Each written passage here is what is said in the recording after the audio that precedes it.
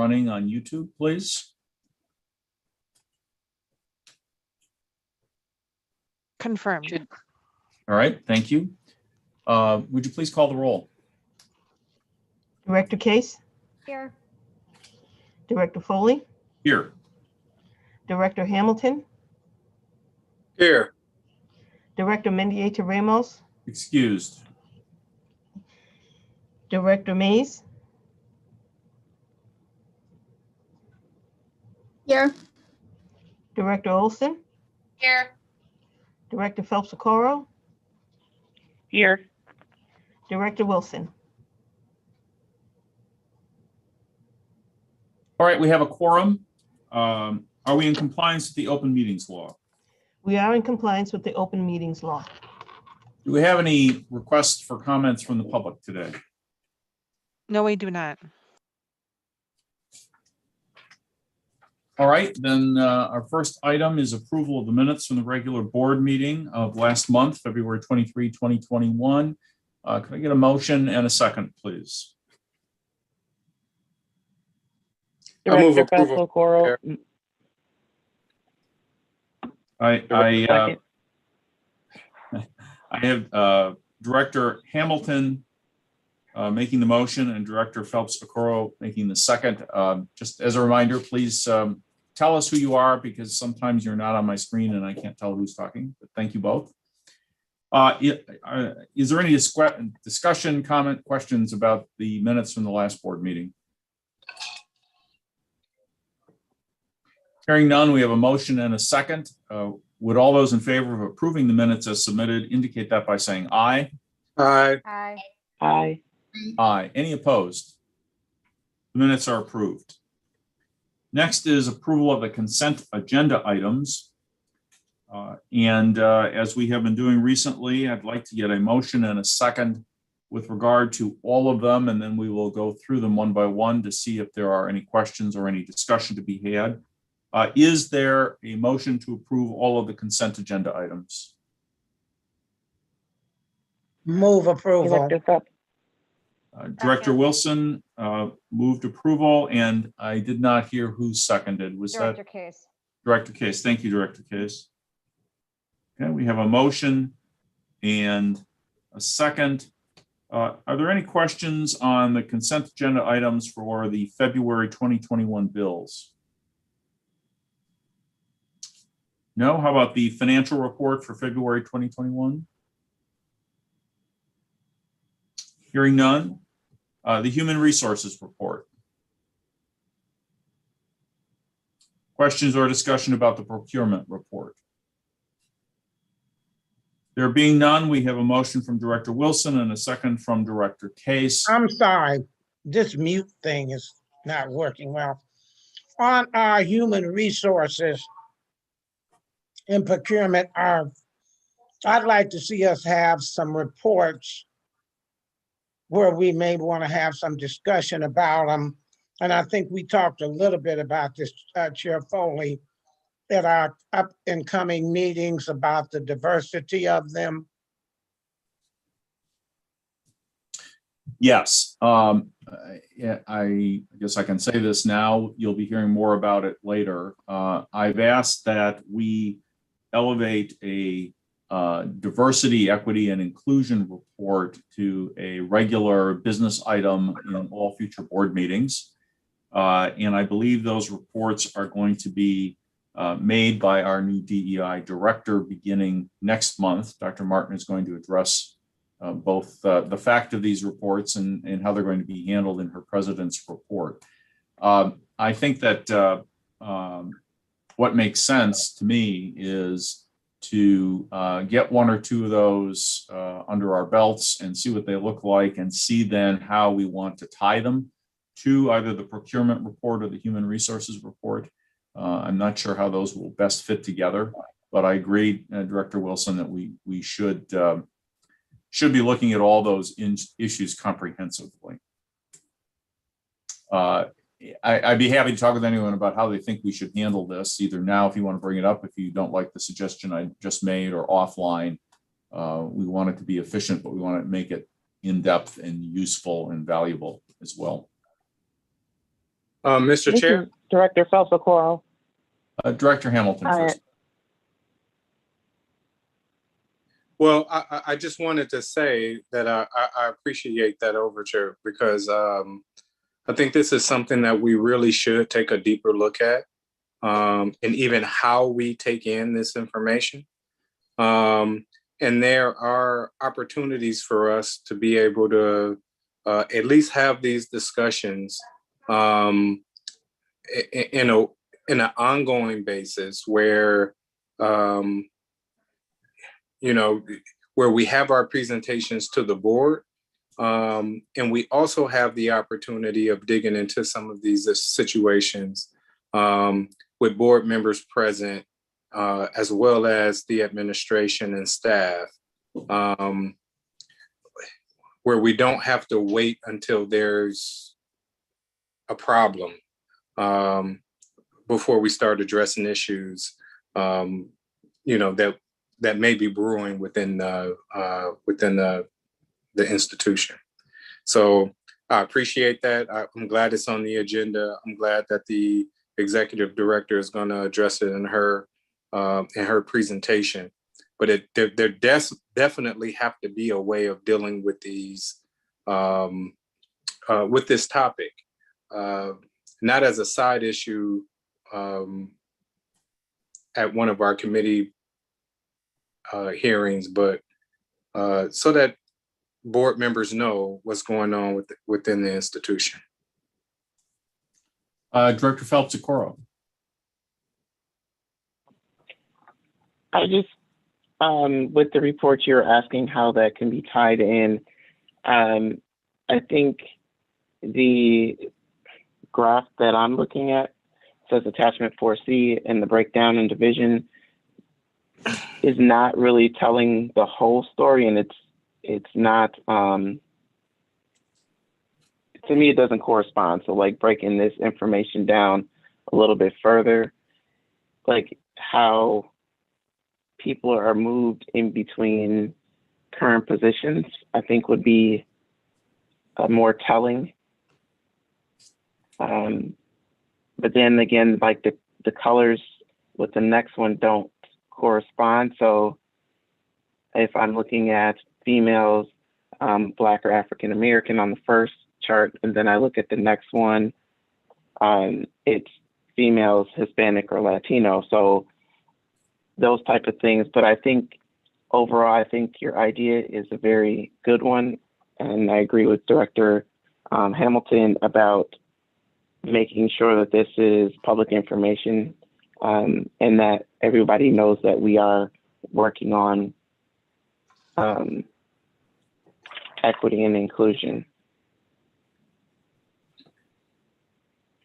Any other questions, comments about either of these two reports specifically, or I suppose now that we've opened the topic, we should hear about the topic more generally. Let me just add a couple of other things. I have asked Dr. Martin to think hard about what we should be measuring in order to know whether we're making progress. What does progress mean? What does it look like? How do we know if we're making progress or not? Because this is not a short-term issue. It's not a one-time issue. It's something that we as an institution and as a board are going to have to work on continuously for a long time, I expect. So I didn't ask her to have that ready at hand today. And obviously our DEI director is going to have some input on that, but I'm hoping and expecting we're going to hear about that soon. One other thing that I've put on the table is,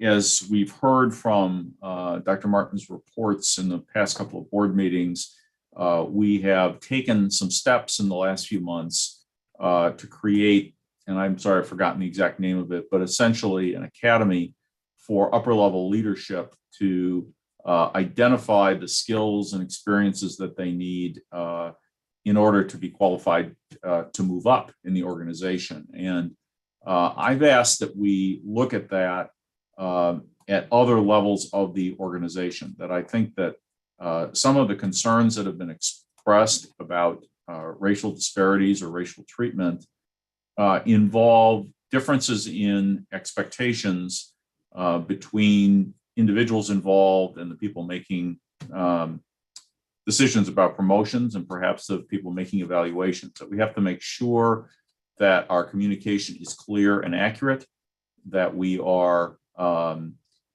giving fair but direct and clear evaluations, and that to the extent that there are opportunities to move up within the organization, that we need to be clear about what skill sets are required, and as part of our evaluation process, try to work in here are the skills, or to have identified, here are the skills that you would need or anyone would need to move up, and here are opportunities to get them. So essentially looking for a way to extend this academy idea much deeper into the organization. Again, not something that's going to happen by flipping a switch, but something I've asked Dr. Martin and the administration to look at. And I see it as all part of a single whole, and would encourage any of you who have ideas about how we can approach these subjects correctly, in depth, appropriately, and successfully.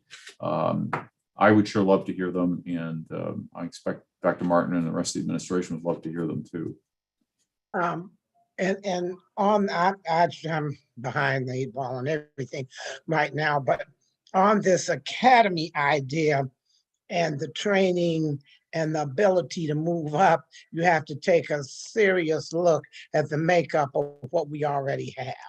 And we can talk more about that later. I've also suggested this might be the best topic for us to have our next board retreat about. It's big and it affects a great deal of the institution. It's pretty hard to deal with it in a meaningful way in a few minutes at a general board meeting.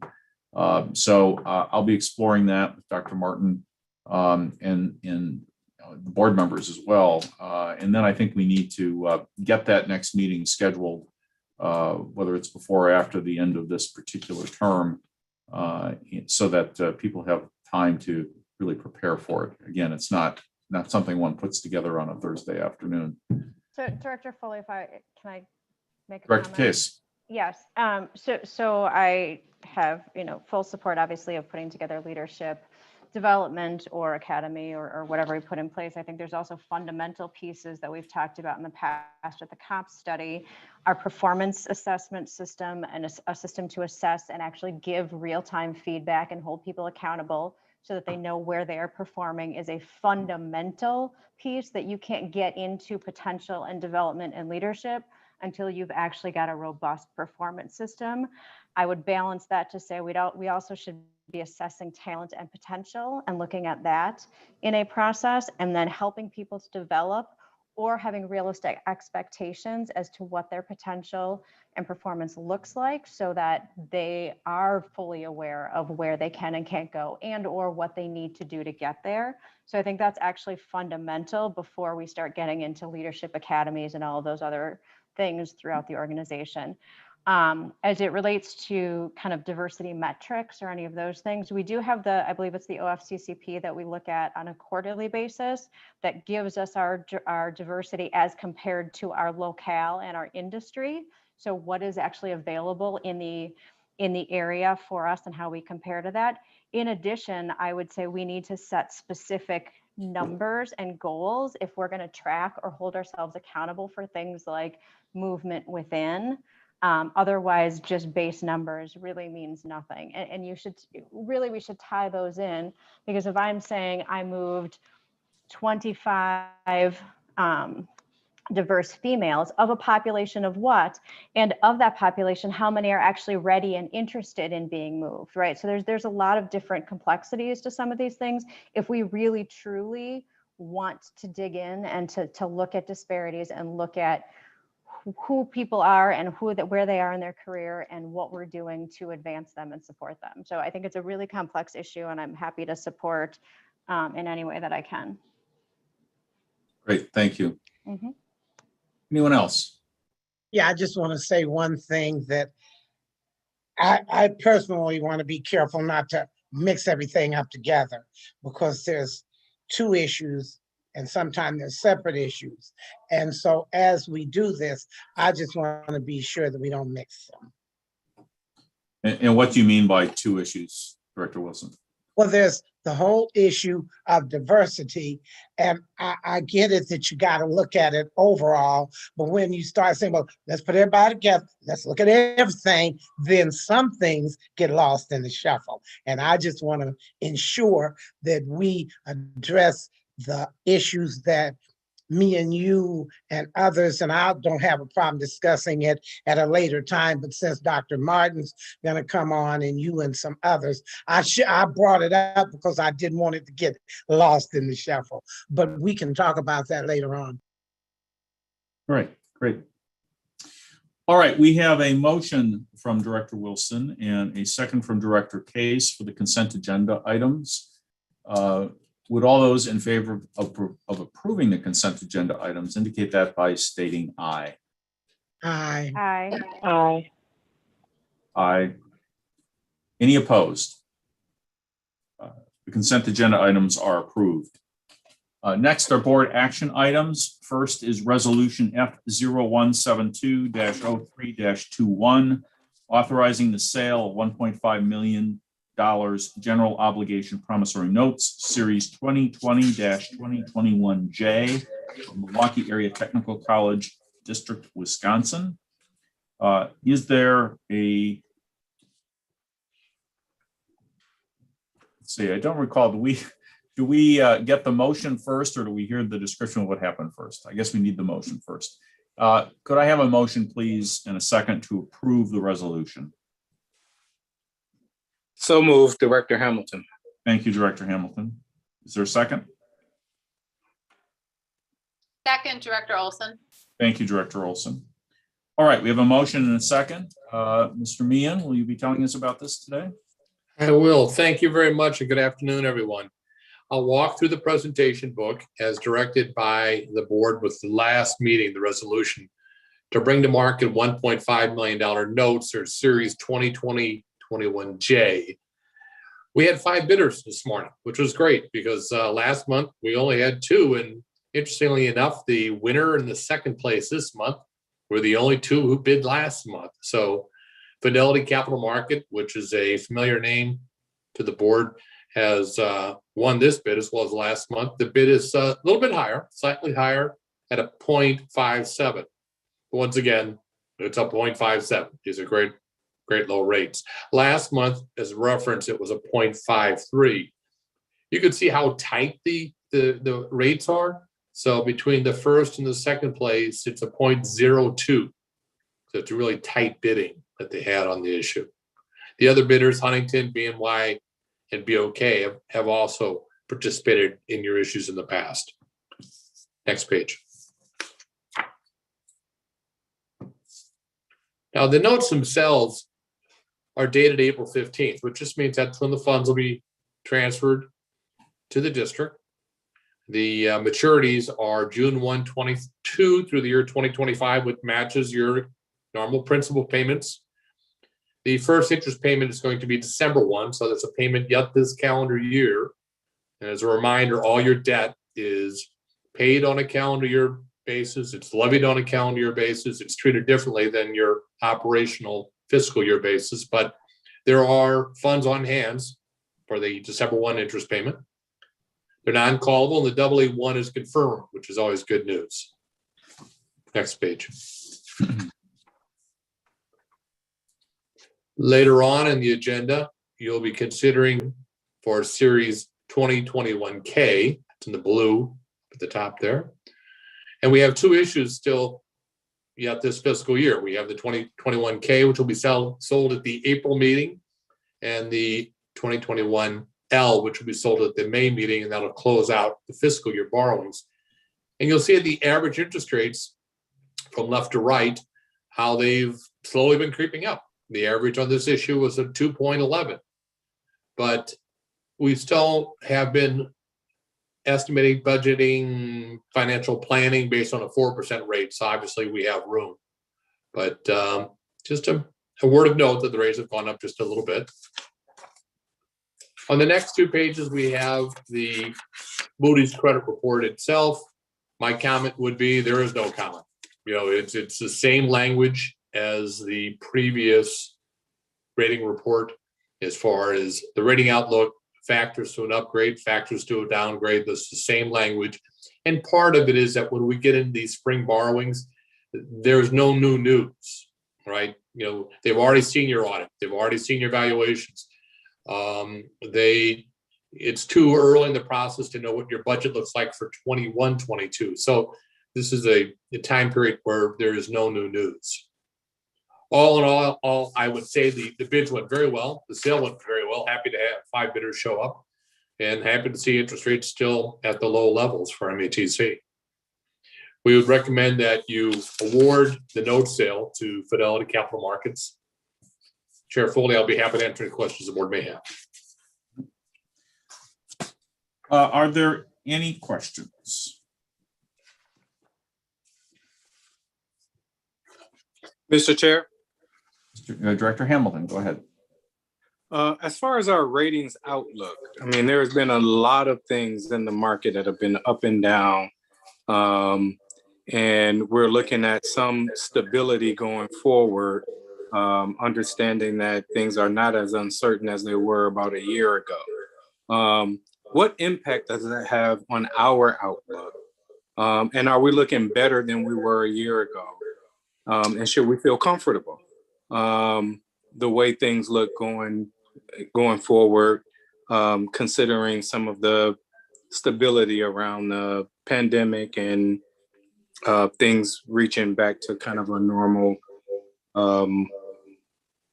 direction? Those are really good questions. I think what you've identified, Alderman Hamilton, are when we think about a year ago and where the market was and the interest rate spike that took place, I gotta believe it was this sale in March that we saw a really big spike last year, and how things have settled down. The strong survives. I think that Moody's has looked at MATC, steps that you have taken over the past couple of years to put you into a strong position to allow you to ride those ugly waves of a year ago, and to have as they have at the top of the report, an outlook stable. I think the question that will continue to come up for all the technical colleges is how your enrollment will proceed. And I say all because we work with 12 of the 16, and it's a constant, a commentary with the folks at Moody's. How are you addressing enrollment concerns, or what do you see as your enrollment projections? But overall, they still look at MATC as a strong credit, a AA1. The highest that you could have is the AAA, which is just the next step up. So I feel good. I don't expect any changes. We've had no warning flares sent off to us by Moody's. If anything, we are in a position where they don't need to talk with us every month. They need to review the documents, but they may not need to have a call. And the expression is, don't oversell the sale. So if you know you're going to be AA1, no need to get on a phone call. Take the AA1. So we will continue to be diligent, but I feel comfortable with the steps that have been taken and how things are proceeding. Any other questions? I have a couple of quick ones, John. Does any of the technical colleges have a better rating than we do? Yes, but I would stop and say three that come to mind right off the bat, I'd say to you is, for example, Gateway Technical College is a AAA, so they're the next step up. Don't get Jeff going on this one. It always riles him up when he and I talk about this. But they're a AAA. Waukesha County is a AAA, and Madison. And each has its own attributes to it. But I then stop and say the majority of the colleges are AA1. There are 2 of the 16 who are AA2, the next step down. It seems to me that there are 2 things in the hopper that could affect this. One is enrollment, as you said. And of course, our enrollment is down. We're going to be hearing about that later. But there are some things in the legislative report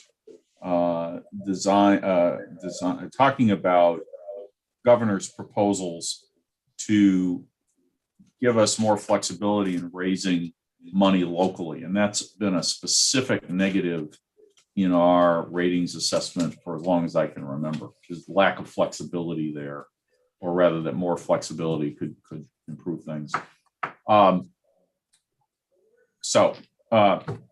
That's all I have to say about it. I think unless there's some comment you want to make about that or some other questions, we can go on to the vote.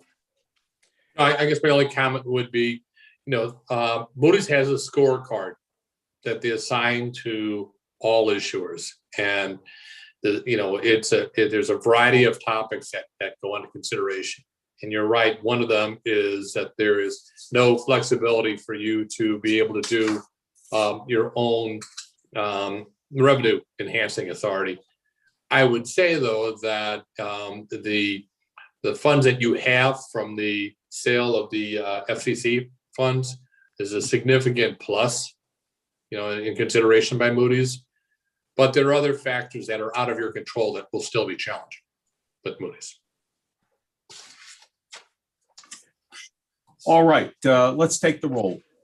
Mr. Chair, I did have another. I had a follow up before. My thing was on mute, so I Go ahead, Director Hamilton. Sure. I did want to follow up just on the and you touched on it when you asked about the comparison of some of the other technical institutions around. I was wondering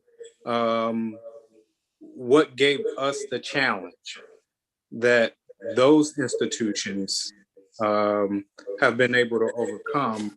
What is it that we're struggling with, understanding that we have a greater market, and oftentimes the need for our institution is even greater here locally, that we're not meeting, that they seem to be meeting to meet this financial evaluation?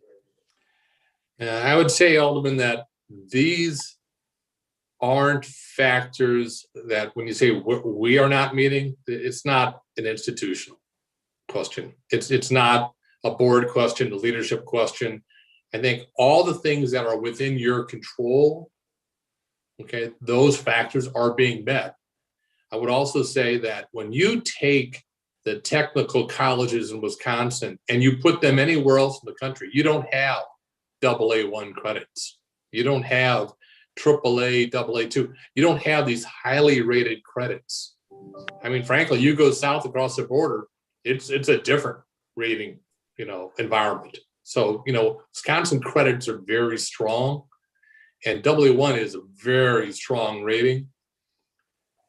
So there's nothing that I think MATC as an organization can say, we're going to do this. If we take the step, magically we'll move the notch up. I don't see that.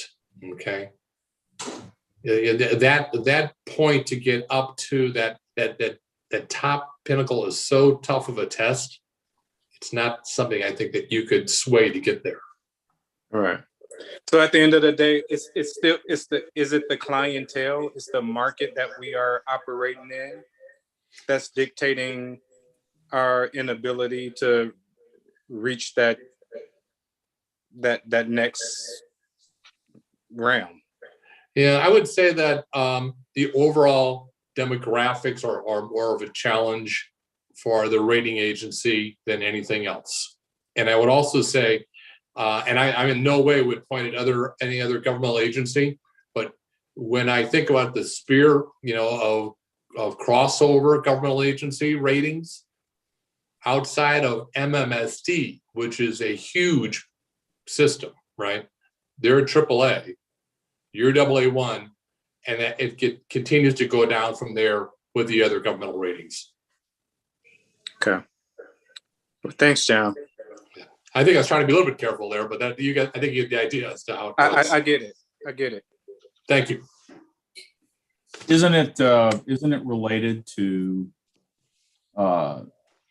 now pretty stable, but previously declining population? And unemployment rates or underemployment rates, or the general and when you say the demographics, I think we're talking about the economic demographics Yes. in terms of, what is an average family income in Milwaukee County versus elsewhere. It's lower. So are those the factors we're dealing with? In other words, what's within our control to improve this, John, is we have to do our job better. We gotta get all these people trained for higher paying jobs and do it quickly. And then people want to move here. So that's a little flippant, but maybe we need some inspiration here now that that's really what we're about, and that's what we need to do an even better job of. But for now, I just wouldn't want to leave the call though, Sharon, thinking there's anything that you're not doing a good job or you're not doing your job. You're a AA1. If you weren't doing your job, you wouldn't be a AA1.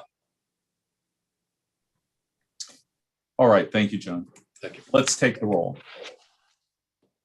Director Hamilton, Aye. Director Mays, Aye.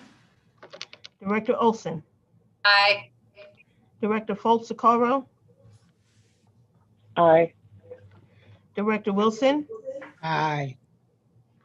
Director Case, Aye. Director Foley. Aye.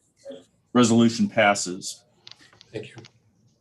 Next is Resolution F0173-3-21, authorizing the issuance of $1.5 million general obligation promissory notes, Series 2020-2021K of Milwaukee Area Technical College District, Wisconsin. Could I have a motion and a second, please? So moved. Director Case. Thank you, Director Case. Second. Thank you, Director Feltz-Socorro. All right, we have a motion and a second. This is our usual $1.5 million authorization to have a sale before our next board meeting. Any questions or comments? Mr. Meehan, anything to add? No, Director. Thank you. All right, let's take the roll. Director Mays, Aye. Director Olson, Aye. Director Phelps-Socorro, Aye. Director Wilson, Aye. Director Case, Aye. Director Hamilton, Aye. Director Foley. Aye, resolution is approved. Thank you very much. Thank you, John. Next is Resolution F0174-03-21 to approve Riverfront Revitalization Foundation easement. Vice President General Counsel Falkenberg, would you tell us what this is about, please? Sure.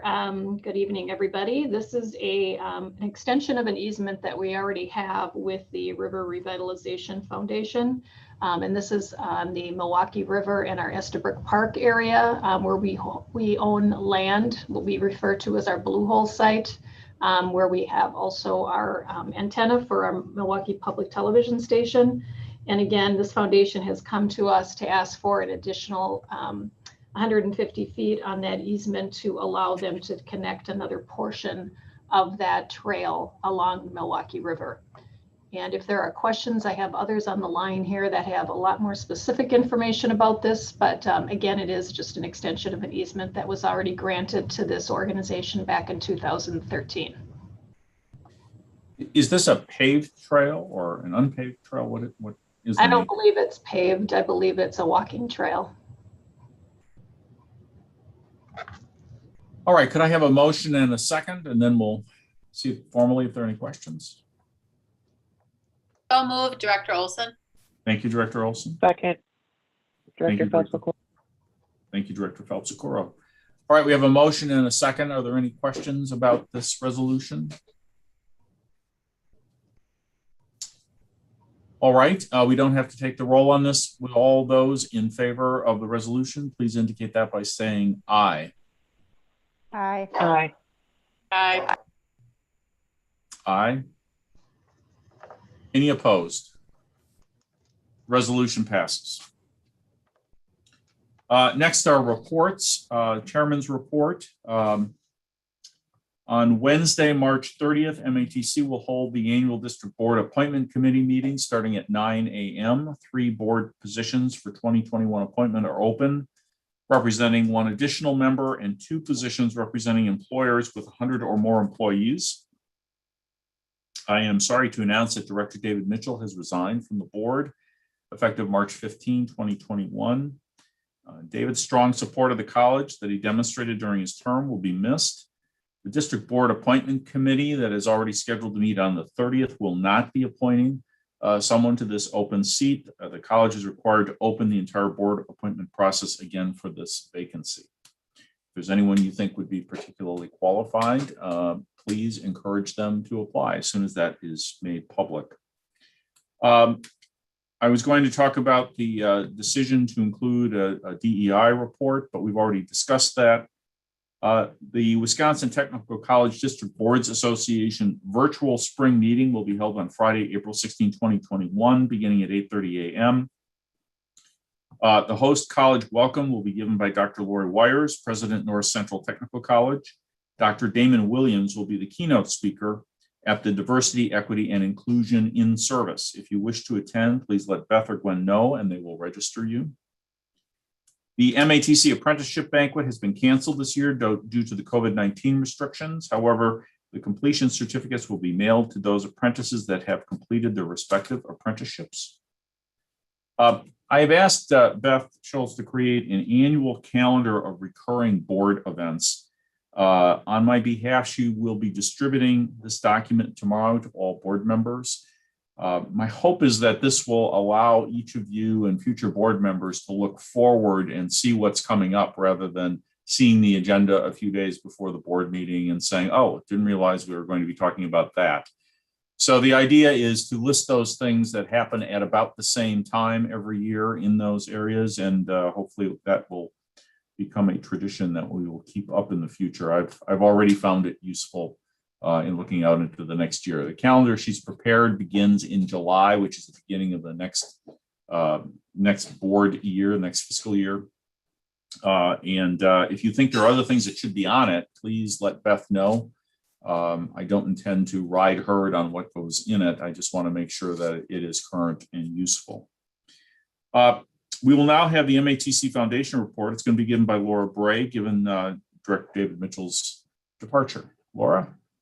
Thank you so much. I just have a quick report. The MATC Foundation Board met on Thursday, March 4th. And at this meeting, one of the actions was the Foundation Board approved the nomination of 2 new members. One is Jim Costco. He's the Vice President of Global Quality for Johnson Controls, and a new, fairly new to the Milwaukee area, and as a senior executive at Johnson Controls after several vice president positions at like Motorola and a couple of other companies. He himself is a product of career and technical education. And when asked where he wanted to serve, he said he'd love to be a part of helping to elevate the stories and possibilities and partnerships at MATC. So we're very happy to have him.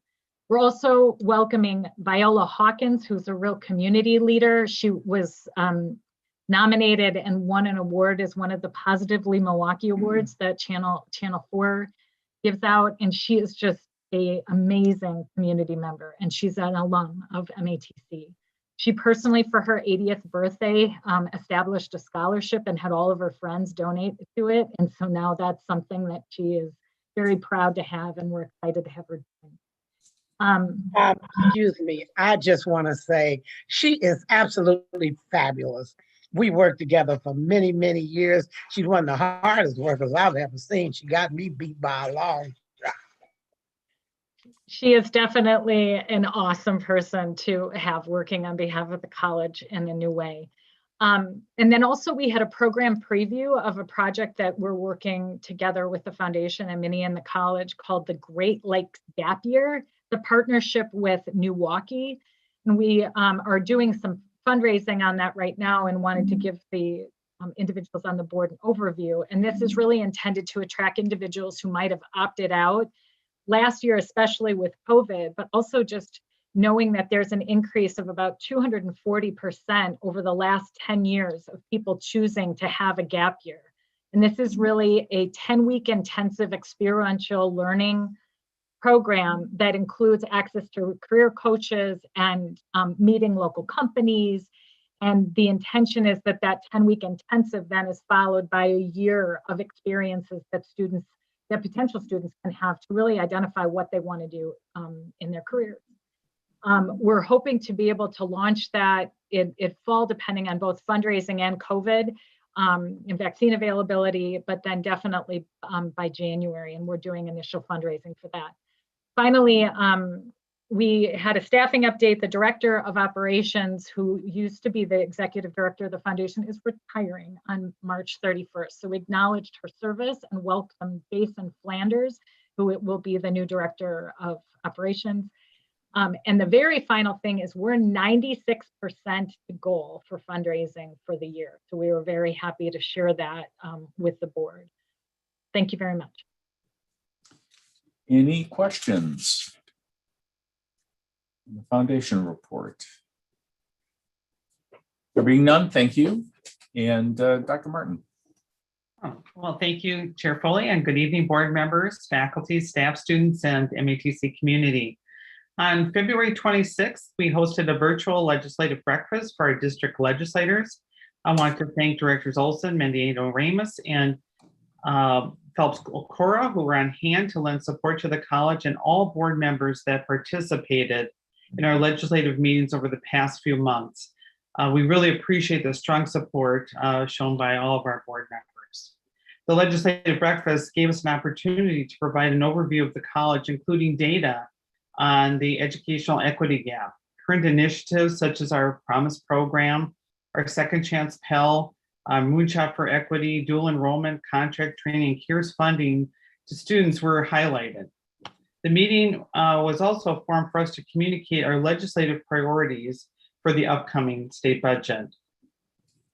MATC was featured in 2 national publications this month. The Moonshot for Equity project was the feature cover story for the spring issue of the national publication University Business. UW-Milwaukee, UW-Parkside, and Carthage College and MATC committed to this project and were selected and supported by the EAB, and it's really aimed at eliminating equity gaps in higher education by 2030 as part of our region. We are the first regional consortium in the nation to be selected for this project. The other national publication to feature MATC was the Community College Daily. MATC was prominently featured in the March 19th issue for its role in expanding educational access to incarcerated individuals and demonstrating success with the Second Chance Pell initiative. This December, lawmakers expanded the ability for all incarcerated students to be eligible for Pell funding. We are pleased that the success of our students, who earn about a 3.0 grade point average, help demonstrate the need for this life-altering opportunity to all eligible students. We started this journey with offering CNC training as well as welding, and now have expanded our offerings to 4-year transfer degree courses through distance learning. Thanks to Dr. Sadiq Yasahaku for his leadership. On March 17th, we celebrated Spring MATC Day, and this day allows us an opportunity to provide a state of the college address and professional development opportunities to the entire college.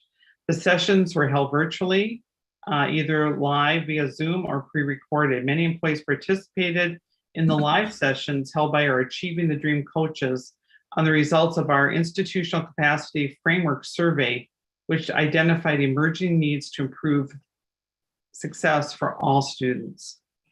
On March 31st, the college will welcome Professor Ibram X. Kendi to the college in a virtual format. Dr. Kendi has been in the forefront of discussions regarding anti-racism. As a campus community, MATC employees read and discussed his book, How to Be an Anti-Racist. He will participate in an hour-long conversation moderated by Earl Arms, host of Milwaukee Pbs Black Nouveau. After the conversation with the guest Zoom attendees, Professor Kendi will continue the conversation with Earl Arms for a portion to be aired in a future episode of Black Nouveau. You should have received a flyer with information about this event, and if you'd like to register, please let Beth or Gwen know. I am pleased to report that the college was able to have access to a vaccine for employees through the Medical College of Wisconsin. Employees received a survey from Freighter asking if they are interested in receiving the vaccine. Those who responded yes were contacted for appointments as vaccines become available. I want to thank Dr. Josie Veal for her leadership. And after I received my first shot, she actually called me to see how I was doing on a Saturday, which I could not believe. So that's really great. We have started our return to campus plan, bringing employees back to campus in a phased approach.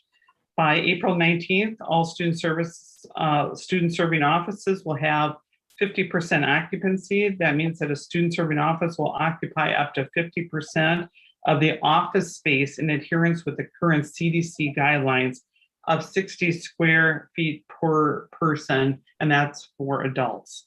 All departments will start phasing employees back to campus during the summer and early fall with plans for all employees to be back on campus by October 25th.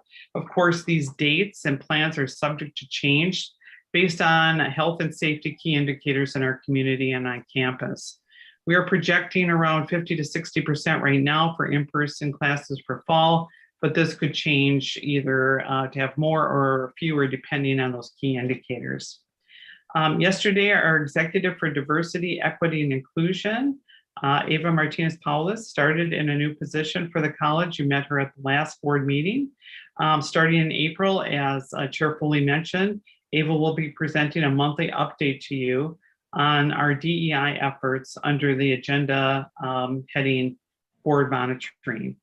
And as part of our strategic plan and my presidential goals, you only get to hear some of our strategies that we have around my goals, but we thought it'd be good to hear some more of our strategies that maybe you don't get a chance to look at.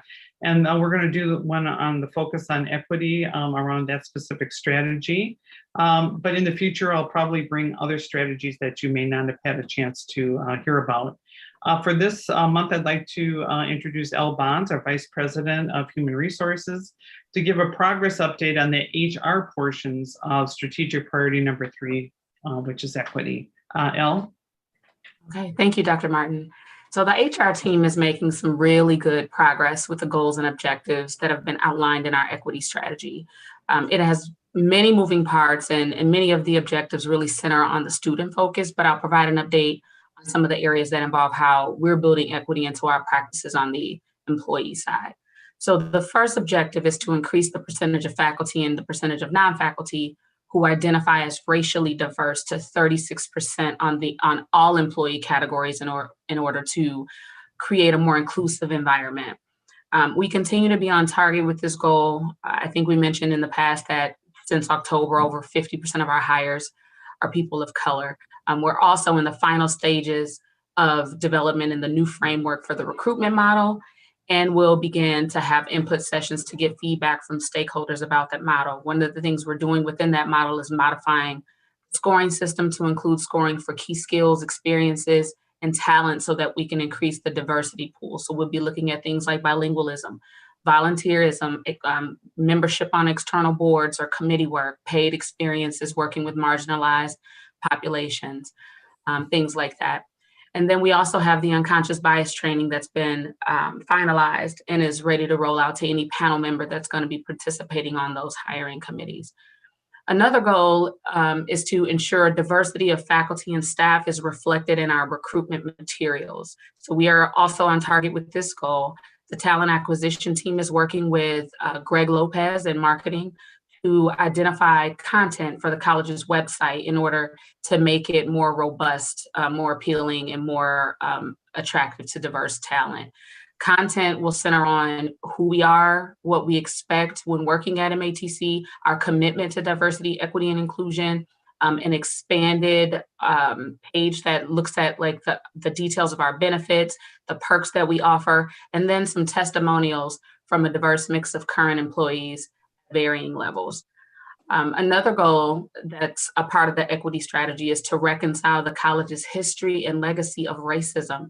And one way that HR and others are contributing to this goal is through the creation of a task force that will do a college-wide policy and procedure review through the lens of anti-racism. So I'm partnering with Dr. Nadine Gonzalez de Jesus to assist in leading this institutional effort on the employee side and on the student side of the house. And lastly, as Dr. Martin mentioned, I'm pleased to announce that we have our first completed goal of Equity Strategy 3, and that goal was to hire our DEI executive. So we can check that box. You've had the opportunity to meet her, and we're so happy that she's with us at MATC. So I'd like to thank you for the opportunity for allowing me to provide an update. And Dr. Martin, I will turn it back over to you. Okay, thank you, Elle. And that concludes my report, unless there's any questions. Any questions for Dr. Martin? Mr. Chair, Director Hamilton here. Go ahead.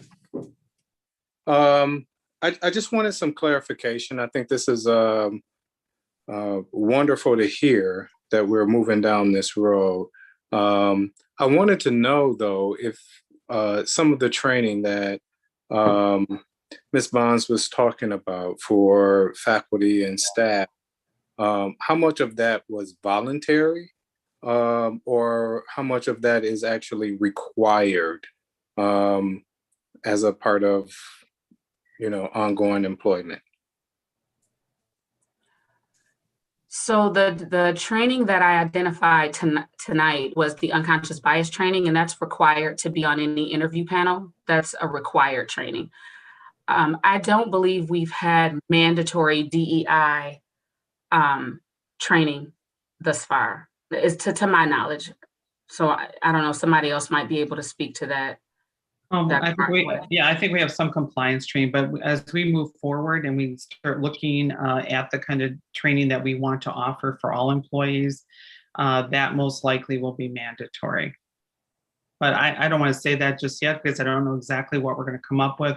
We've waited for our DEI executive to come on board. We're working with Achieving the Dream. We're working with our Moonshot for Equity on the different training modules. So it'll start out by being voluntary, and then we're going to determine what exactly the curriculum should look like for all employees, and then we'll go from there. Right. So there hasn't been a identified curriculum for the actual training, and then you'll later make the decision as to whether or not it should be mandatory based off of the voluntary participation of the staff that actually go through the process. And when we talk about Achieving the Dream, or we talk about the Moonshot, the curriculum we're going to be going through, we can have 100 participants. And so we've identified who those participants will be.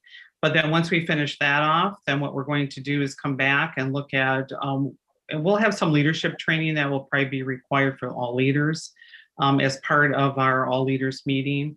But in terms of every employee, as a general sense, we don't have identified, except for conscious and unconscious bias compliance training. We don't have anything identified specifically that will be required for all employees, but we'll figure that out as we go. We won't know that just yet. We haven't even finished up all the training yet. Yeah, and I think for the most important part is at least the leadership staff, administrative leadership, are voluntarily participating in this process. Is that my understanding? Yeah, so we're going to have ongoing training with all of our leaders. Okay. All right, thank you. Any other questions? Comments? Thank you, Dr. Martin. I think that's it for tonight. Next is the District Student Senate report. Is Brandy Martin on the call? Hello, I am. There you are. Go ahead. All right, thank you. Members of the MATC District Board, Dr. Vicki Martin, and administration, I'm happy to be here tonight to represent the district student government and the student body. My name is Brandy Martin. I am the Vice President of West Dallas Student Government and the board representative for the district student government. Since the last board meeting, the District Student Government Association met on March 19, 2021. District student government is looking forward to the fall semester and potentially returning face-to-face.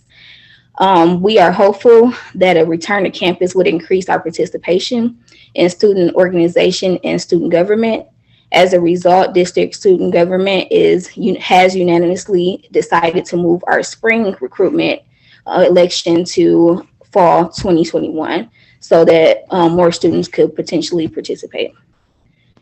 Each month, I look forward to seeing the monthly celebrations that the college participates in. And this month, we started out strong with the Women's Month celebration with iHeartRadio podcast series that spotlights the achievements of women in social justice, politics, the arts, and more.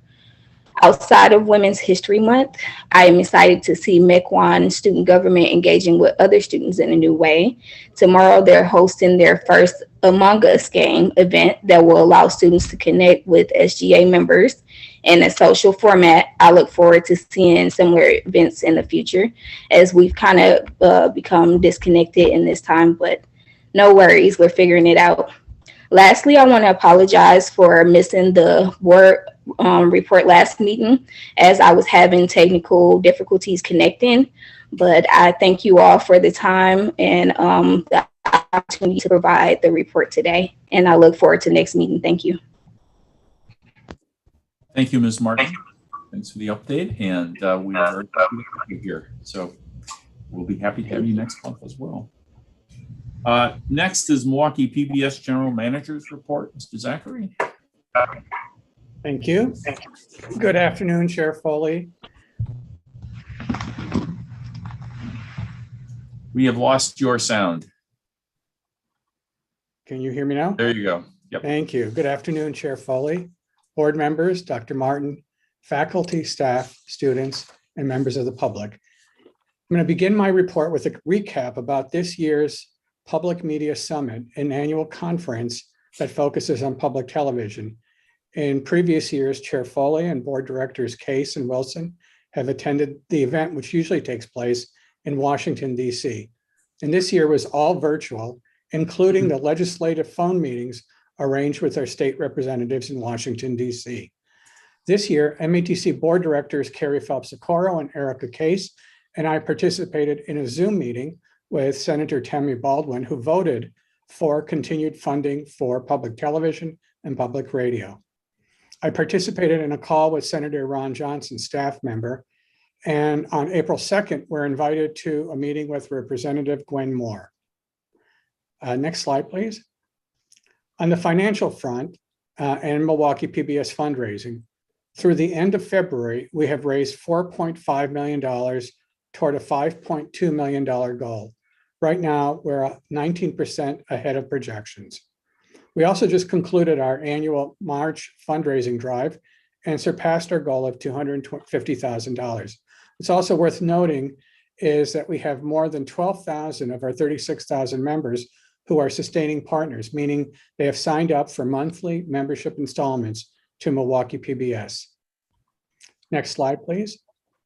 Continuing with other news, the Milwaukee Press Club has honored Milwaukee PBS with 5 awards. If we could go to the next slide, please. At the annual award events, which will be held virtually in a few months, we will learn whether we earned gold, silver, or bronze for the 5 programs that we were selected for. However, we are already winners, and we've been told that. So congratulations to the production teams that have earned this recognition. And lastly, in April, Milwaukee PBS, in partnership with the Milwaukee Journal Sentinel, WWM Radio, and Milwaukee Public Library, will tape 2 specials on anti-Asian attacks that are prevalent right now. Milwaukee PBS's Black Nouveau and 1036 producers are teaming up for this important, timely special. We'll share more information on the air date and the time soon. And this concludes my report for this month. I'm happy to answer any questions. Thank you. Thank you, Mr. Zachary. Congratulations again. Nominations for more awards. Any questions for Mr. Zachary?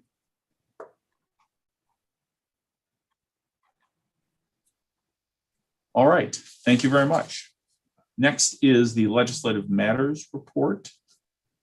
Vice President Falkenberg.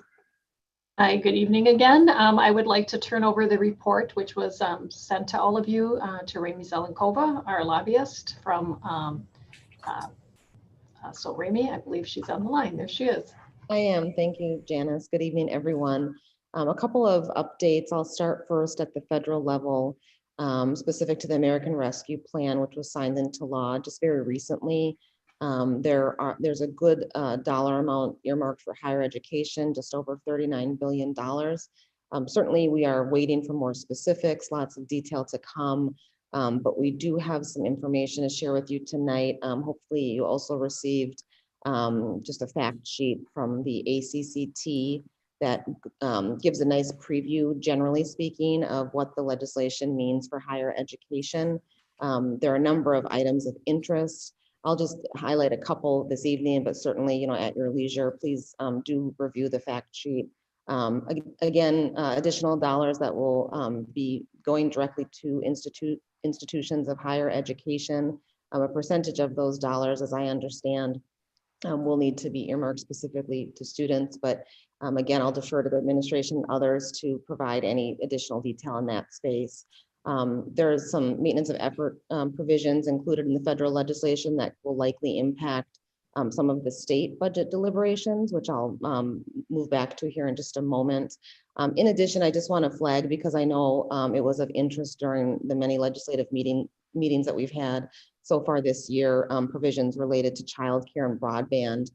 There are some specific dollars earmarked for both of those spaces. Again, lots of pieces in this package, but some good news moving forward in those areas as well. So again, please, at your leisure, take a look at this.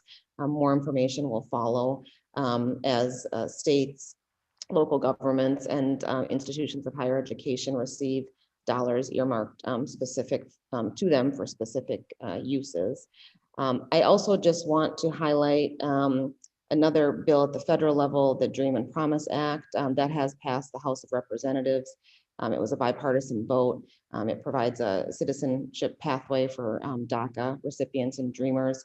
The measure now needs to move through the US Senate. So just a quick update there as well I wanted to provide this evening. Moving into the state level update, we haven't talked about standalone legislation in quite some time. It's been all mostly COVID response specific, COVID package or budget specific, but I wanted to include just two brief updates on bills of interest to the college. One is a bill specific to publication of meetings held by certain governmental bodies. That has passed the Senate. It would allow for electronic publication if an entity desires. It does need to pass, it passed the Senate, but needs to move through the assembly process. And so that's one highlight I wanted to provide very quickly. There's another piece of legislation that may get some coverage at some point today or later this week. The Senate and Assembly here in the state are looking to pass legislation that would give the legislature more oversight over COVID federal funds. I suspect that's something that the governor will likely veto, but wanted to highlight that as well because the state is expecting to receive quite a bit of dollars from the federal government in this next round as well. And then in terms of budget update at the state level, I've left some of the information from prior board reports, just highlighting issues of interest. The budget process is just now really starting. The budget was introduced approximately a month ago. The Joint Finance Committee will be having several public hearings around the state, starting here in early April, some in-person hearings as well as a virtual option. And then from there, they'll begin marking up the bill. So as of today, no legislative action yet. Certainly though, there are disagreements between what the governor has proposed and where the legislature may go. And so the next couple of months will flesh those items out as the budget moves through the process. So with that, I will end my report and ask if there are any questions. Any questions?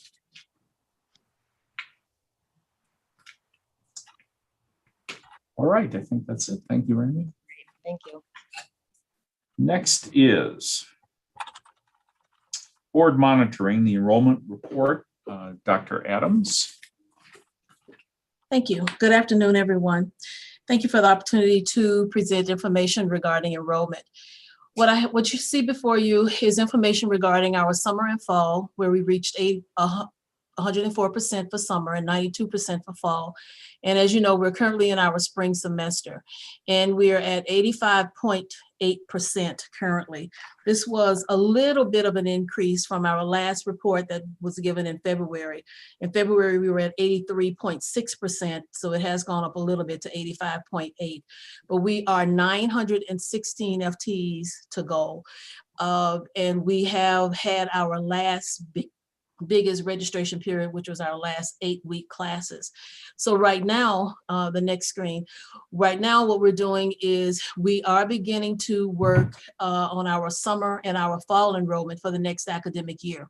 We have our continuing student advising, which started March 22nd, and our priority registration begins on April 12th. And we are having different messages and things are going out to our students regarding registration for summer and fall. We're doing digital flyers, Blackboard messages. We have our admissions navigators are contacting our students via phone, text, and emails. And these are our new students that are coming into the college that are just completing their applications. We have advisors are contacting our continuing students to hopefully get them registered during the first days of priority registration. We are beginning to schedule storm orientation events that will begin in April once registration opens for the summer and fall. And on actually this Thursday, we will have a bilingual open house, and this is the first bilingual open house that the college will have. And we will have a general open house beginning in April. The next slide. And several more things that we're doing, and these are a little bit different. We're paying a little bit more attention to our strategic communication to our students. And by that, I mean, we're really looking at our students. We're looking at who they are, where they're coming from, what exactly it is that they need to do, and we're making that communication very strategic to them. It will address questions and issues and things like that that they have. We're looking at our deregistration process. We're reviewing the entire process to see what do we need to change? How can we change it? Are there other things out there that we can do to help our students? When we look at the information that we actually receive about students, we know that one of the biggest issues that's facing our students is the ability to be able to pay for going to school. And unfortunately, not all of our students qualify for financial aid. So we're really looking at this process to see what can we do to help our students.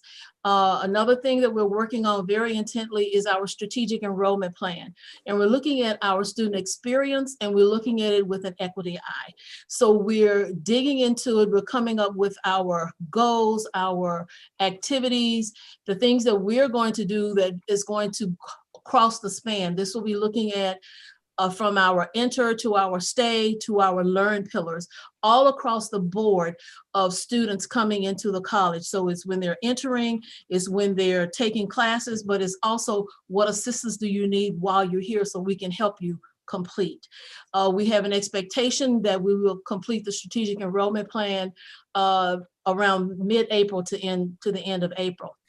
We have MATC live sessions, and this is where financial aid has partnered with our recruitment office, and they are providing virtual sessions to students when they sign up. So it's not only are they getting information about the college, the programs, and the things that we have to offer, but they're also receiving financial aid information up front because we really want to encourage our students to apply for financial aid as early as possible. So now financial aid is on this front end even before students apply, and they are part of the sessions with recruitment. Another piece that we're looking at that will come on board this summer is something we call degree audit.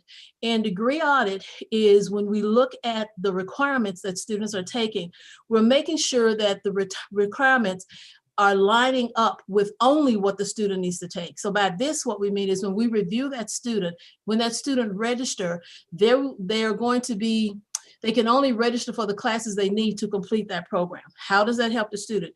It helps the student in two ways. It helps the student because they can complete quicker. What that means is they're not taking classes they don't need. They're only taking the classes they need for that program. And secondly, it will help some of our students to keep from running out of financial aid, because that's another issue that sometimes students face. They're taking classes that really don't lead to the degree.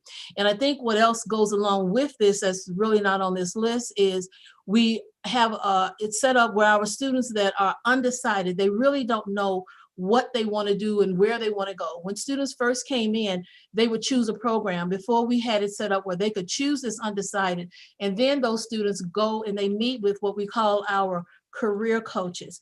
So right from the beginning, career coaches work with the students to see what are their qualities, what are their abilities, what is it that they're good at, what do they want to go into. And this allows them to go into the program from the beginning, and they're not spending extra time in other programs right away. That helps them again with the financial aid piece, and it also helps them to complete in a timely manner. So unless anyone has questions, that ends my report for today. I talk fast. Any questions?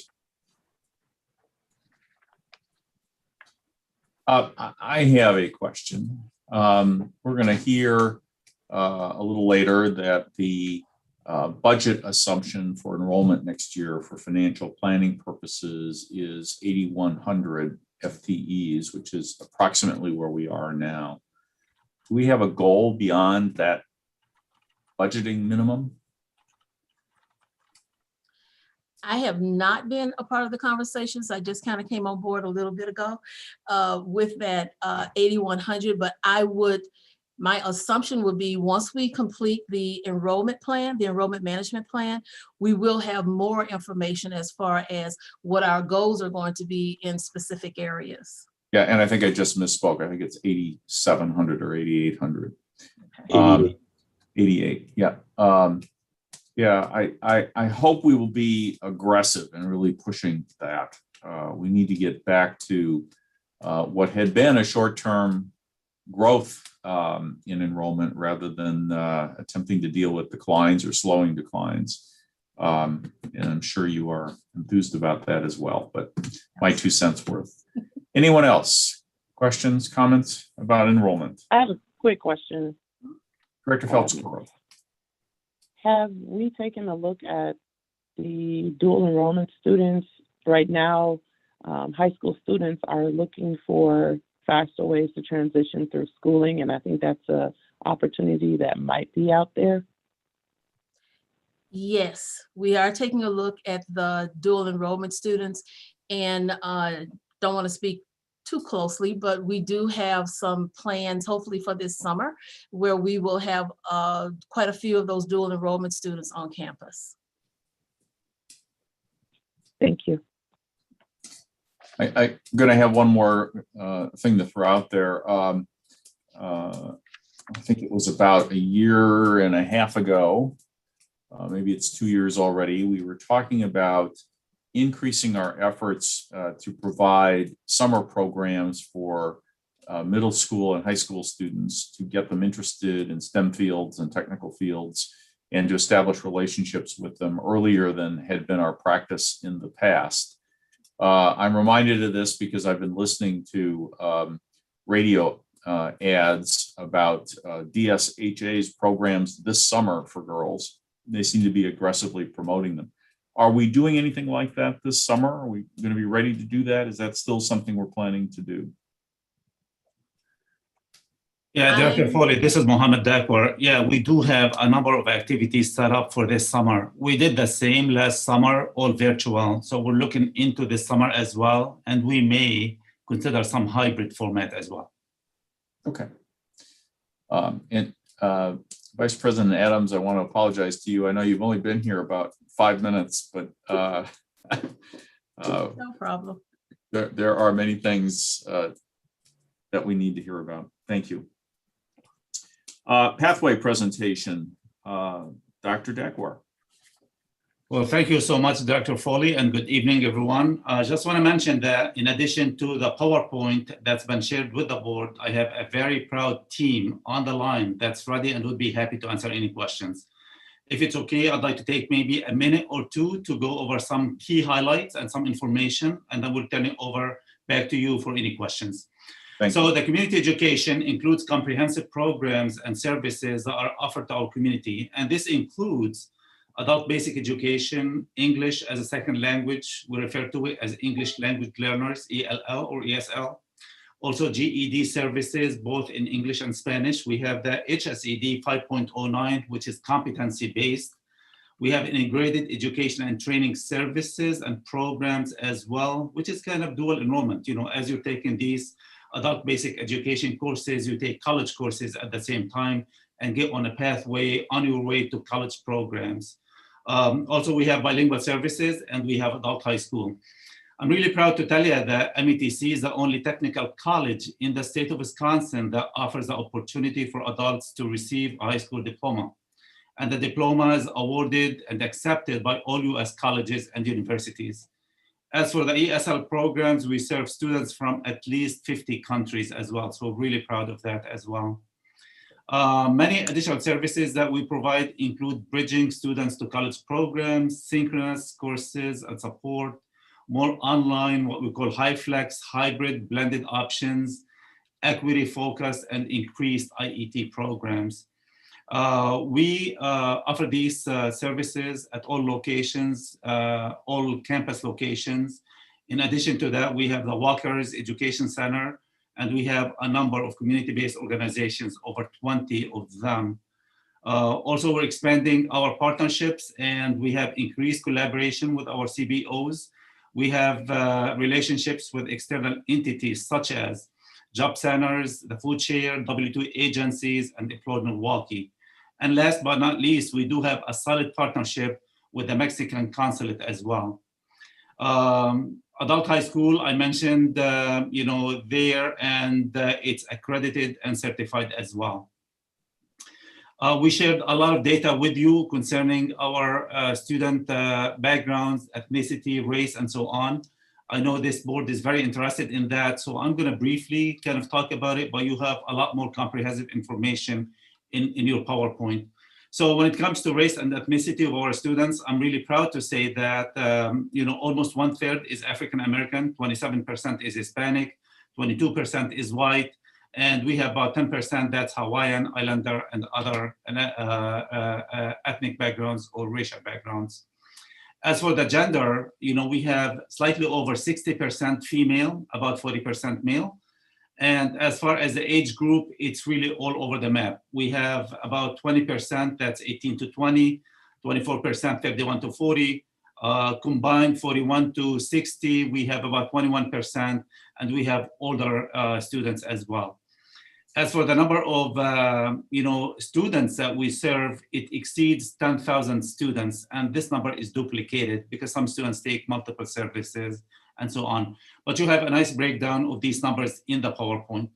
I don't want to bore you with the details, but I got to tell you, I'm extremely, extremely proud of this team, and also the support that we provide to both students, faculty, and staff as well.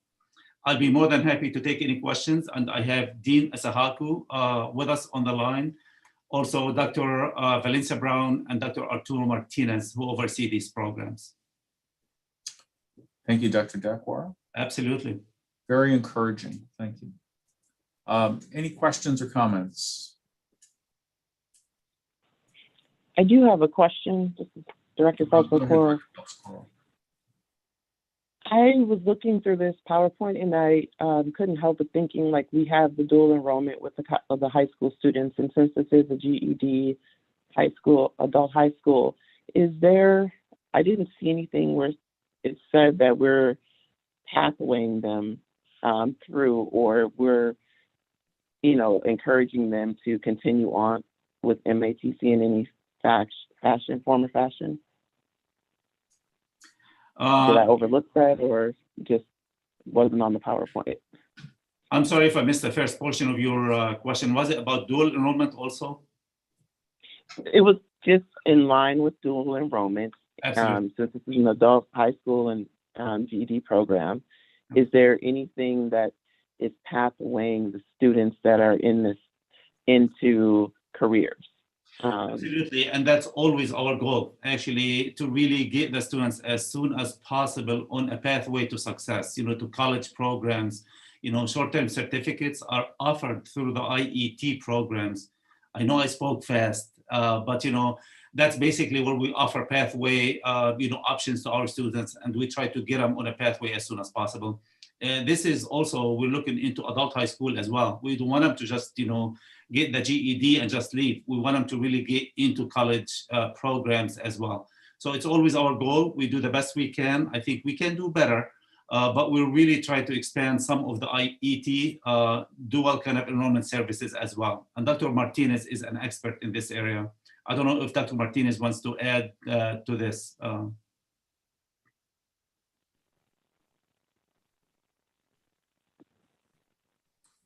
Is Arturo with us? On mute. Earlier, okay. We can get you more information, Director, but the bottom line is we do offer some of these services. Okay, I got off mute. I was trying to figure out. But one of the things that we're doing with the IET, it's called the Integrated Education and Training. And what this is doing, it's allowing us to work with GED students that haven't completed their GED, but what we're doing with them is we're concurrently enrolling them in post-secondary programs that are career pathway. And this way a student is able to get both at the same time.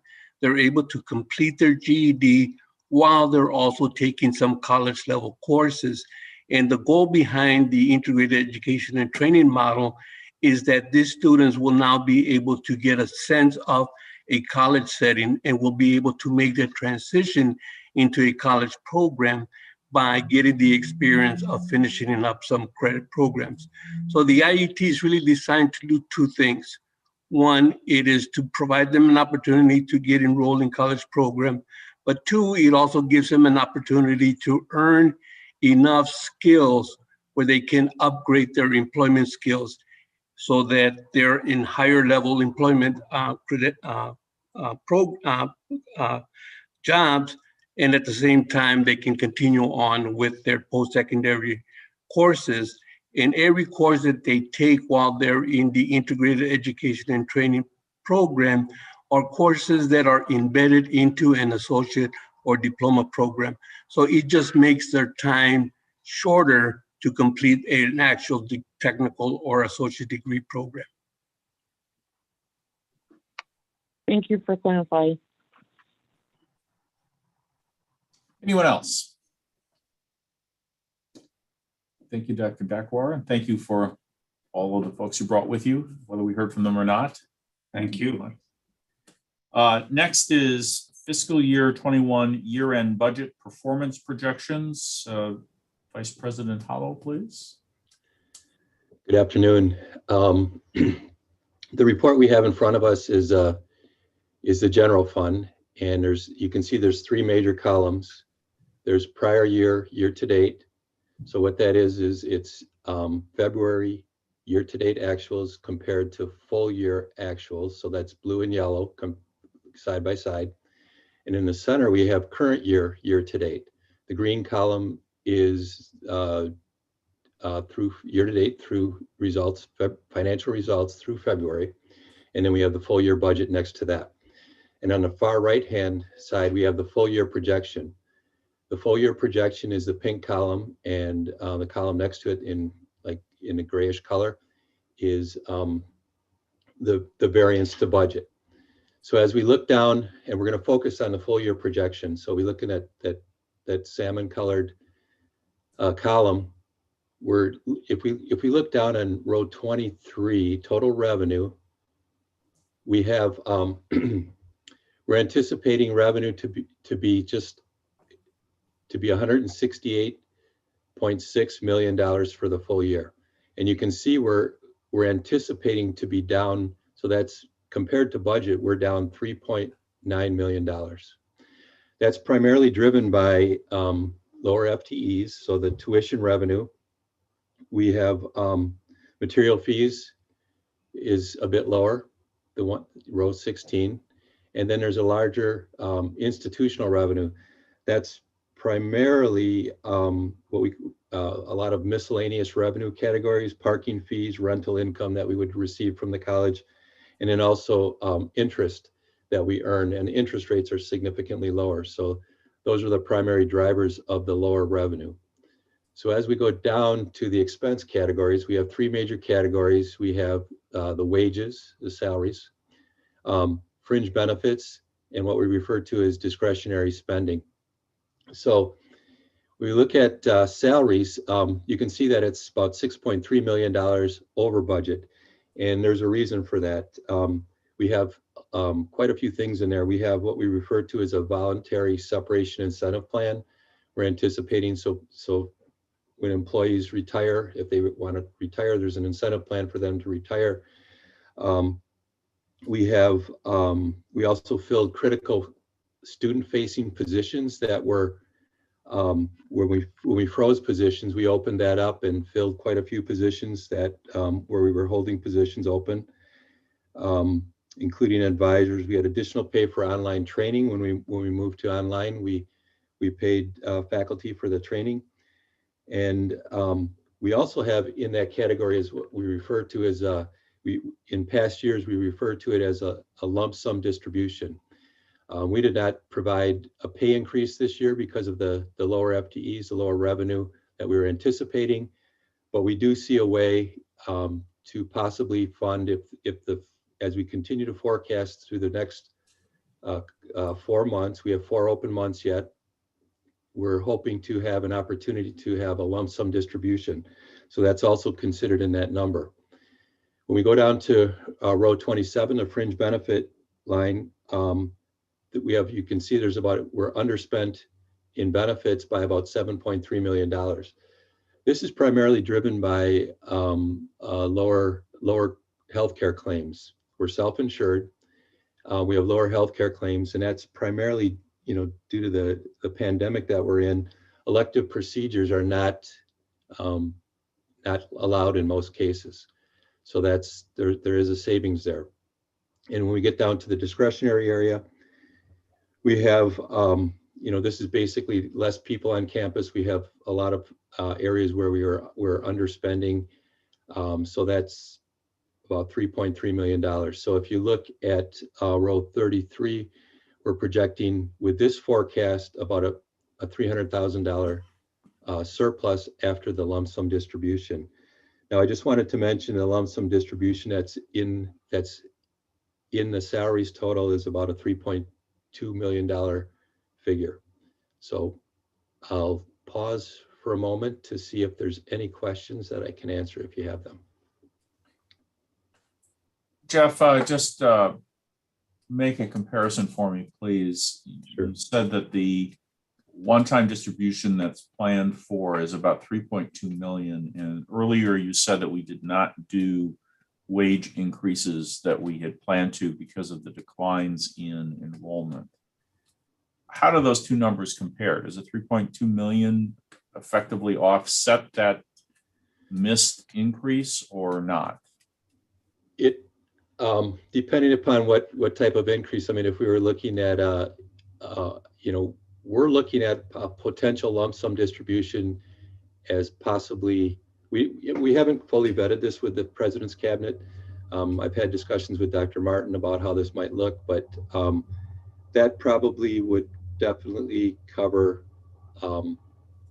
like what we would consider, the consumer price index, inflation. Does that help, or is that not answer your question? Any other questions on the year-end budget performance? All right, let's talk about fiscal year 22 budget planning assumptions. Okay, do we have the presentation to bring up? Here we go. Okay, so this is all revenue. We have not put in the expense, but revenue determines how much we can spend. And so you can see we had a full year. The yellow column was last year, ended June 30th, 2020. The middle column is the current year projection for revenue. And in the column next to it shows the change in revenue versus the previous year. The tannish column is the preliminary budget for this upcoming fiscal 2021-22 fiscal year. So I'm going to just walk down on the categories. We look at local government. Local government are basically property taxes. Typically, we've seen year on year, we've seen this number increase each year. We're anticipating this year net new construction, that's new property that's been developed in the district that will provide property taxes of about $1.6 million. As we move down, we have an increase in FTEs, and as we mentioned earlier, we're targeting 8,800. There is a potential upside depending upon if we can get our students to come back. We have one thing I've found working with the other schools across the state is that schools that have a high concentration of part-time students, they've lost more students because part-time students have something going on that makes them part-time students. And the thing that they lose when difficult things happen, when they lose their job or they lose stability, is school is the one thing that causes them to leave. So we've had, I've seen a lot of the other technical schools, the schools that have the greater percentage of part-time, and we have the highest percentage, we've seen a greater decline in FTEs. So the hope is that once we come back online, we hope that the COVID situation is going to hopefully normal. We might get back to a normal situation hopefully this fall, and as the year goes on, hopefully things will help us. But we're anticipating 8,800 FTEs. We also know that the state has approved a 1.5% tuition increase, and also the additional FTEs. You can see that compared to what we received last year in revenue on that tuition line is about $3.4 million increase. As we move down, we can see other student fees. There's a significant reduction there, almost $1.6 million in revenue on that other student fees total line. What that represents is the state determined that they're suspending online fees, at least for this upcoming fiscal year. The online fee was charged at $10 per credit. So students had that additional $10 fee, and that was significant for METC. It was about a $2 million source of revenue this year. And it was, in a normal year, it was about $800,000. So that fee goes away, so that's removed. And then we see an increase in miscellaneous revenues. These are like I mentioned, the parking.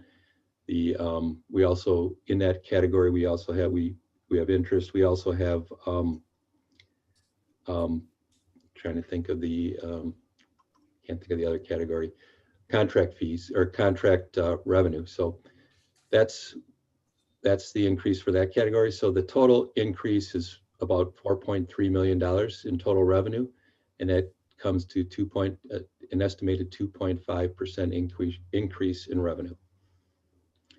So if you have additional questions, I'll be happy, or any questions, I'll be happy to answer them.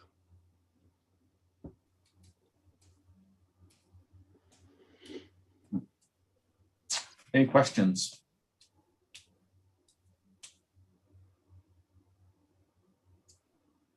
I don't see any hands up, and I'm not hearing any. Thank you, Jeff. Thank you. Let's go on to the annual grants report. Dr. Mannion, please. Sure, thank you, Director Foley. Good evening, everyone. I'm Christine Manning, the Vice President of Institutional Effectiveness, and tonight I'd like to introduce our Director of Quality Planning and Assessment, Dr. Jennifer Micule, who will provide us an update from our Grants Department. Dr. Micule? Thank you, and good afternoon, everybody. And Beth, thank you for running my slides. I'll cue you when we're ready to roll. The Grandstand Resource Development Department became part of the Institutional Effectiveness Division about a year ago, and positioning this department within the Institutional Effectiveness Division reflects our strategic focus on using public resources to produce valuable and positive outcomes for our students and community. Our grant funding is primarily centered around student success initiatives, equity, professional development, academic innovation, and community services. And today I'm going to share with you an overview of funding through the Wisconsin Technical College system, as well as recent grants through the federal coronavirus relief legislation. Next slide, Beth. Our funding from WTCS this year includes federal dollars that pass through the system, as well as state allocations from the system. We're currently running throughout the district over $4 million in projects to provide student services, academic support, and targeted capacity building. We have 2 core industry grants that are supporting investments in equipment for the automotive maintenance program, as well as curriculum development for our quality engineering technology program. And we have 2 career pathways grants that are supporting our early childhood education program, especially enhancements for our bilingual students.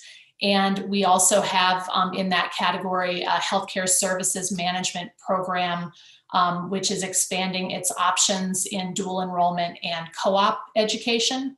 So these competitive projects span 4 different pathways and reflect really strong faculty engagement. The next slide shows you what we applied for the upcoming fiscal year for FY22, and we should hear very soon about the awards because the state board met last week. You can see here that what MATC requested along with the students that we plan to serve.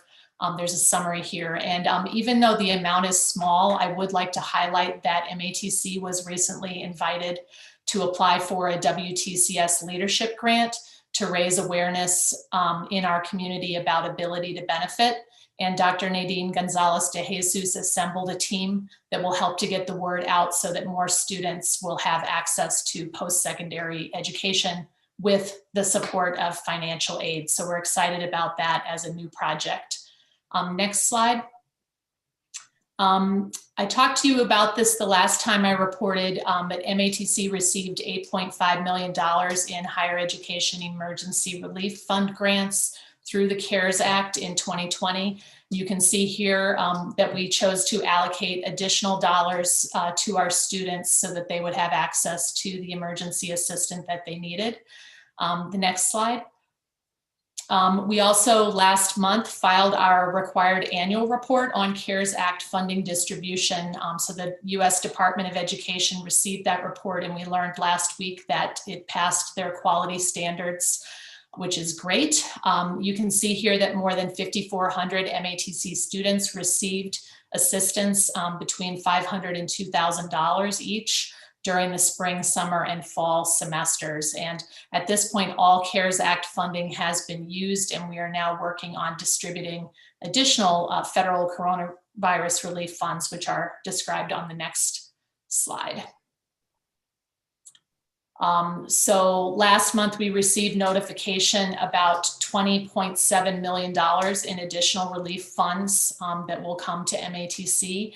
And this legislation requires that we give this at least the same amount as was required under the CARES Act for students. And just as we decided to do more for our students with the CARES Act grants, Dr. Martin's cabinet decided to make 50% of the CARISA funds available to students. And those distributions are starting this week and will be available for students this semester, this summer, and in the fall to support their persistence. Also, as I was preparing these slides for you, we are learning daily more information about additional dollars that will be coming to MATC, as Ramey described, through the American Rescue Plan Act. And so I'd be happy to report about that at a future meeting as we get more of those details together. So thank you very much for your attention and support tonight, and I'm happy to take any questions if you have some. Thank you. Questions?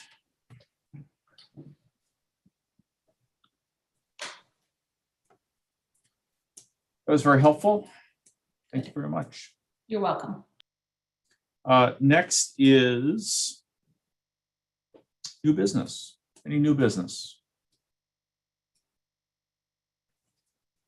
All right, a couple of announcements. Again, future events. March 30th, 2021 is the district board appointment meeting, mandatory for those who are seeking appointment or reappointment. April 16th at 8:30 a.m. is the Technical College District Board Association Virtual Spring Quarterly Meeting. I know there's nothing quite as exciting as actually traveling to some of the remote colleges, and that you all miss those exciting times, but perhaps some of you can do this virtually. I encourage you to do so. April 27th is the next district board meeting at 4 o'clock, the usual time, the usual place. We will Zoom into that meeting and out again. Is there a motion to adjourn? So moved, Director Olson. Thank I you. second Director Hamilton. Thank you, Director Hamilton, for the second. All in favor? Aye. Aye. Any opposed? Strange how nobody ever is opposed to that motion. Thank you all. Good meeting. We covered a lot in a relatively short period of time. Thank you very much. And we'll see you next time and probably in between. All right. Thank you very much. Bye. Bye.